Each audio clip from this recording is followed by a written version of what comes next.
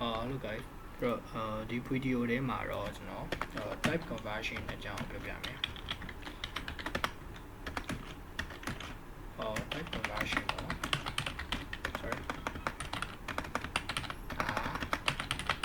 type conversion ဆိုတာဘာလဲဆိုတော့ type conversion ကဒီ data type တစ်ခုကိုတခြား data type တစ်ခုကိုပြောင်းတဲ့ဟာပေါ့နော်အဲ့မှာဆိုရင်ဒီ implicit နဲ့ explicit ပေါ့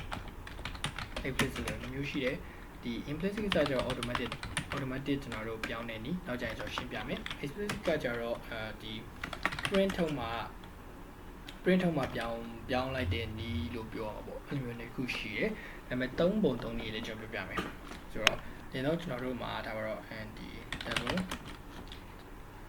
double x equal 3.6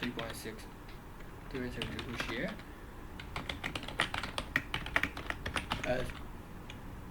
ထိုးလိုက်ရ sorry as ကိုကျွန်တော်ထိုးလိုက် 3.6 ထွက်တယ်ဆိုတော့ကျွန်တော်ဒီရှေ့မှာ int ဆိုပြီးတော့ကျွန်တော်ထည့်ပေးလိုက်မယ်အဲ့ဒါဘယ်လောက်ထွက်မှာထင်လဲ3ပဲထွက်တော့ဘာလို့ဆိုတော့ဒီ data type က int ဆိုပြီးတော့ကျွန်တော်ထည့်ပေးလိုက်တဲ့အတွက်ဒီ data type ကinteger data type ဖြစ်သွားတဲ့အတွက်နောက်က 0.6 ကိုဖြုတ်ချခဲ့လိုက်တယ်အဲ့လိုမျိုးပေါ့ဆိုတော့ဒီဒါကတော့ဒီ implicit ပေါ့နော် implicit နည်းနဲ့ပြောင်းလိုက်တာဒါကို double ကနေပြီးတော့ integer ပြောင်းလိုက်တယ်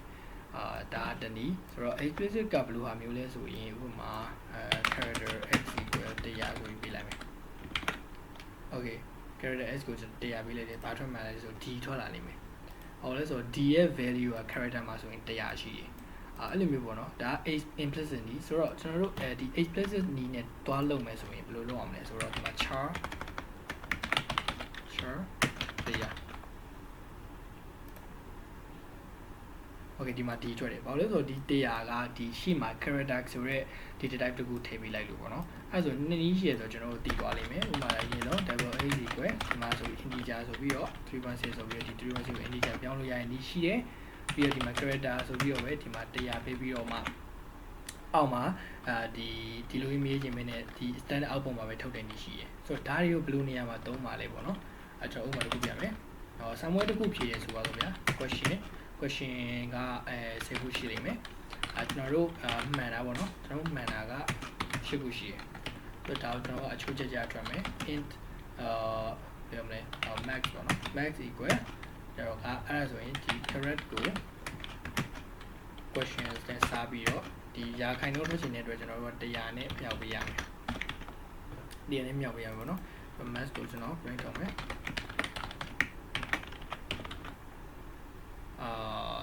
ဒါတော့ဒီနောက်မှာဟွာလေးထည့်ပေးလိုက်မယ် percentage sign 0% ထွက်ပါလိမ့်မယ်sorry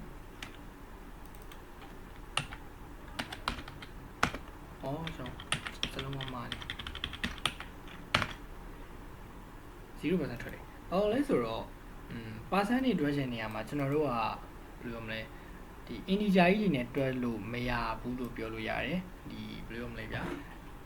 float တို့ double တို့လို decimal number တွေနဲ့တွက်ရမှာဒါပေမဲ့ကျွန်တော်တို့ကလည်းဒီဟာတွေက float တို့ double တို့တွက်ထားလို့မရဘူး short ရှိနေမယ်ဆိုတော့ဒီအောက်မှာပဲခုနဒီ explicit နည်းနဲ့ဒီ correct ပဲဖြစ်ဖြစ် question ရဲ့ဖြစ်ဖြစ်တခုရဲ့ရှိမှာပဲကျွန်တော်တို့ကဒီ double ဆိုဒါမှမဟုတ်ရင်double မသုံးချင်ရင်လည်းအဲ့ဒါလိုဒီ float ထားလိုက်မယ်ပြန်ပြီးတော့ run ကြည့်မယ် 80% ကျွန်တော် 80% မှန်နေဆိုပြီးတော့ပြောလိမ့်မယ်ဒီမှာကျွန်တော်5ခုပဲထည့်လိုက်မယ်ဆိုရင်50% အဲ့လိုမျိုးနေရာမှာဒီ explicit